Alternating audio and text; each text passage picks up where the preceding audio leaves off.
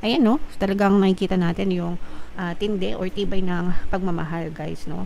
So kahit na sabihin nyo may mga problema kayo, which is normal naman sa relasyon, nalalampasan nyo, mga kapiksi, no, na napagtatagumpayan nyo, and lalo pa rin tumitibay yung relasyon nyo. Ang nakikita lang natin dito, guys, is parang medyo nabawasan lang yung pagiging affectionate. Ibig sabihin, hindi na kasing sweet kagaya dati, hindi na kasing lambing kagaya dati, pero mas stronger naman. Nagets nyo ba? Mahal na mahal nyo pa rin yung isa't isa, mga kapiksi. And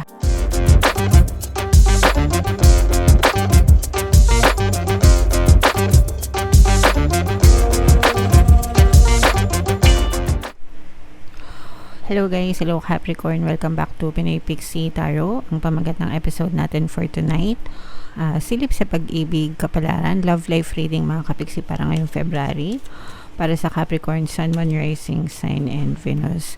Kapag love life reading, mga kapiksi, pwede ma-pick up yung energy nyo, pwede ma-pick up yung energy ng person nyo, pwedeng magkabaliktad yung roles, mga kapiksi. If in case hindi kayo nakaresonate dito, pwede nyo panoorin yung video dun sa zodiac sign ng person nyo. Baka nandun yung energy nyo, mga kapiksi. So, ito yung mga love message para sa inyo, guys. Yung mga maaari yung ma-experience ngayong February, no? Regarding sa inyong love life. Kung kayo ay may mga partner or specific persons, mga kapiksi, maaari nagkakaroon ng nakaka-apekto, may mga addiction na nakaka-apekto dun sa relasyon nyo. So let's say for example, baka yung person mo or ikaw, it's either addict sa trabaho, addict sa sugal, addict sa inom, addict sa barkada, yung mga masasamang bisyo, mga kapiksi, na pwedeng nakaka-apekto dun sa inyong relasyon. So for some of you, you may be dealing with those type of external circumstances na nakaka-apekto sa relasyon nyo. So, if ever naka-resonate kayo, guys, meron tayong subliminal, pampawala ng balakid, subliminal. So, yung mga masasamang bisyo, nandun yan, guys. Lahat ng klase ng balakid, mga bisyo, masamang ugali, masamang barkada, mga in-laws, third party, yan. So, pwede yung pakinggan yun, guys, para mawala yung mga balakid sa relasyon nyo, okay? And then, for some of you, you have to remember, guys, no, you deserve love. Guys, you are lovable. Kumbaga, wag nyo masyadong dibdibin yung mga negative na nangyayari dun sa relasyon nyo. Normal lang naman, guys. May mga times talaga na sa isang relasyon merong hindi pagkakasunduan, pag-aaway, tampuhan. Pero don't take it against yourself, and kumbaga wag mo masyadong dibdibin, lilipas din yun, mga kapiksi, and know and understand na you deserve love. At saka dapat maglagay din kayo, guys, ng boundaries, no, or limitation, na wag nyong hayaan na saktan-saktan kayo ng person nyo, abusuhin kayo, ganyan. Dapat you know when to say no and stop, no. Lagyan nyo sila ng boundaries, ng limitation, kasi pagka hindi, talagang aabusuin kayo, mga kapiksi, and you don't deserve it, no. Deserve mo, kumbaga bigyan nyo ng ultimatum, guys, kasi dapat ikaw yung naglalagay ng boundaries, because you deserve love, and abundance of love as well, okay? And kailangan malinaw sa isip mo, mga kapiksi, kung ano yung klase ng person na gusto mo, and kung ano yung klase ng relasyon na gusto mo.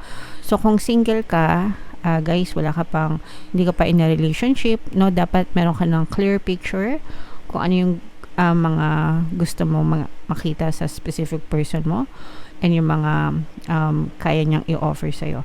Kung ikaw naman ay in a relationship na, mga kapiksi, you can still do this. Kailangan focus ka dun sa kung ano yung gusto mong makita sa person mo, and yun yung paulit-ulit mong isipin and ipagdasal hanggang sa mapush out siya sa inyong physical reality. Iwasan yung tingnan yung mga kanigahan ng person nyo. So let's say for example, alam mo na yung person mo masama ugali, sinungaling, walang pakialam, hindi ka priority, di ba? So wag mo nang titigan yon. For sure meron pa ring magagandang ugali yung person mo na that's the reason kung bakit until now hindi mo pa siya binibitawan, 'di ba? So yun yung i-highlight mo sa kanya. Mabait ang person ko, mahal ako ng person ko, loyal sa akin ng person ko, no? Ulitin nyo sa isip nyo mga kapiksi hanggang sa mag-confirm yung specific person nyo and ipakita niya sa inyo yung ganong klaseng pagkatao niya. And of course, sabayan ng pagdadasal mga kapiksi. Alright? Okay, so comment down below if feeling nyo nakaresonate kayo dyan sa mga love message na yan. Bunot tayo ng isa lang dito guys, no? Para sa kung ano yung gustong sabihin sa'yo ng iyong partner o specific person.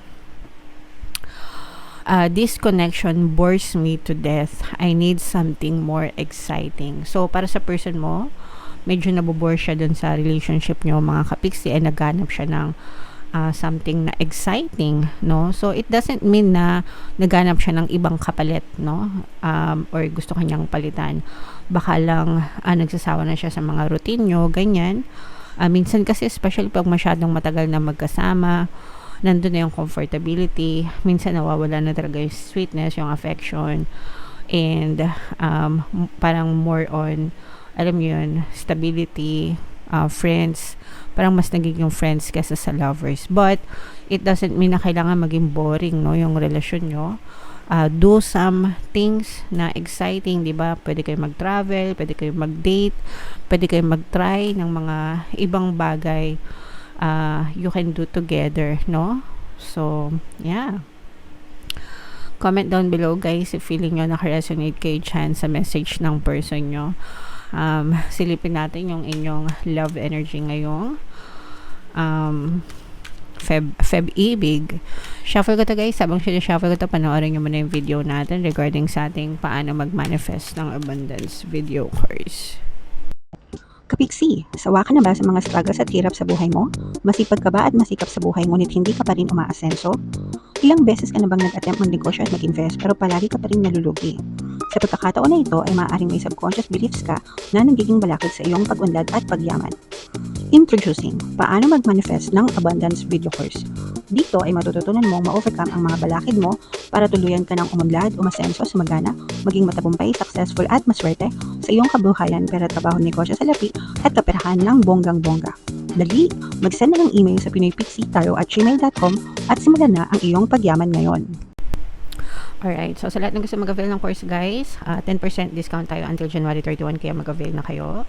And yung relationship courses natin, meron tayong paano mawala ang third party at magkaroon ng harmonious na relationship para mawala yung mga sabit sa relasyon nyo. 10% discount din yan. And upcoming course guys, sa February, paano pabalikin si ex, revised breakup mga kapiksi. Available yan sa February, abangan nyo na lang yung announcement mga kapiksi. So, Capricorn guys, kayo ay represent ng King of Pens. Ito yung ating love energy. Ito yung both negative and positive mga kapiksi, no? Sa negative mga kapiksi, of course, may mga problema, parang may mga pinagsisisihan kayo mga kapiksi, lalo na kung nag-away kayo sa recent past nyo ng inyong person. And meron kayong nasabing hindi maganda dun sa person nyo, tapos parang naging dahilan yun para maging emotionally detached yung iyong person. Kumbaga parang baka nandamig siya sa'yo or what. Parang meron kang pinagsisisihan mga kapiksi. Meron ka isang bagay na pinagsisihan na nagawa mo na naka-apekto sa relasyon nyo. Yung iba naman sa inyo guys, parang baka nag-LDR kayo guys, or pinayagan yung umalis yung person nyo. It's either ikaw yung umalis para mag-abroad, or siya yung umalis para mag-abroad and pinayagan mo siya. And parang nagkakaroon siya ng epekto sa inyong relationship. Nandun yung namimiss nyo yung isa't isa. Nandun din yung may mga problema na, alam nyo na, yung common na mga problema sa mga LDR, nawawala ng communication, nawawala ng oras, na-lessen yung time, ganyan. And parang medyo heartbreaking siya sa inyo mga kapiksi.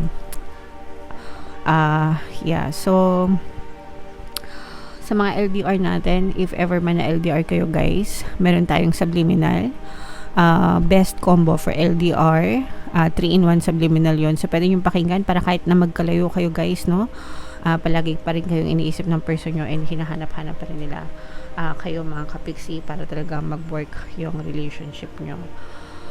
So yun yung nakikita natin sa negative. Sa positive naman guys, ang maganda dito is kahit na may mga problema kayo sa relasyon, nananatili pa rin na strong yung relasyon nyo, mga kapiksi. Kumbaga may problema man, pero nalalampasan, no? Nalalampasan. And kumbaga hindi man kayo kasing sweet kagaya ng dati, pero nandun pa rin yung togetherness yung dalawa ng inyong partner o specific person. And you know what? Kaya kayo hindi naghihiwalay mga kapiksi kahit sabihin na marami kayong problema. It's because mahal nyo pa rin yung isa't isa. Mahal ka ng person mo, mahal mo yung person mo. Kahit hindi na kayo affectionate sa isa't isa. Pag sinabing affectionate, yung parang hindi na masyadong sweet, hindi na masyadong nag-I love you, hindi na masyadong nilalanggam, ganyan. Pero yung pundasyon ng relasyon nyo is matibay na kahit hindi na mag-I love you, hindi na magpakilig, yung pagmamahal na retain nyo mga kapiksi. So, that's something na hindi makukuha ng ibang tao sa inyo. Guys. And yun nga, no, yung sinabi ng person mo, this connection bores me to death. So, baka nabobore lang, but it doesn't mean hindi na mahal. Guys, naiintindihan nyo ba? Comment down below if naiintindihan nyo mga kapiksi.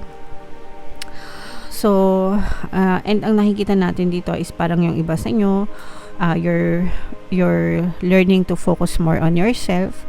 Guys, kumbaga parang hindi lang kayo nagre-rely sa puro love lang, puro pag-ibig lang, na natututunan nyo rin mahalin yung sarili nyo mga kapiksi, which is good kasi dapat naman talaga guys mahal nyo yung sarili nyo kahit na in a relationship kayo or hindi kayo in a relationship, mga kapiksi. Ayan, no, talagang nakikita natin yung tindi or tibay ng pagmamahal guys, no.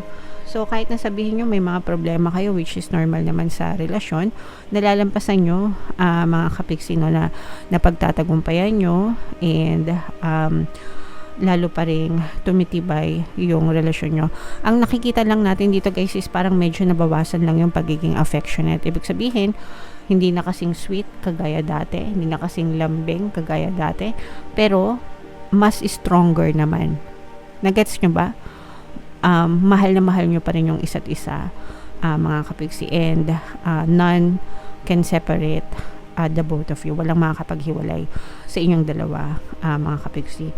For some of you, miss na miss ka na nga ng person mo, guys, kung lalo na magkahiwalay kayo, LDR, ganyan, palagi kanyang hinahanap-hanap, mga kapiksi. It's either gusto kanya palagi nakikita.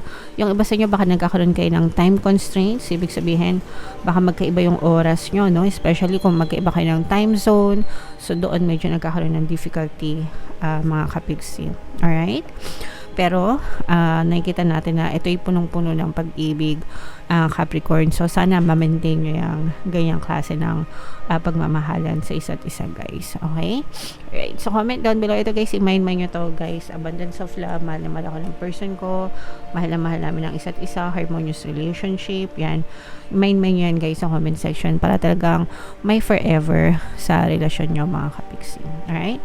For more tarot readings para sa Capricorn, guys, ito yung playlist nyo. Ito naman yung ating success stories ng paano mag-manifest ng abundance video course. Click here to subscribe, guys. Ito yung ating mga relationship subliminals. Thank you for liking, sharing, and subscribing. See you again next time. I love you all. Have a nice day. Bye-bye.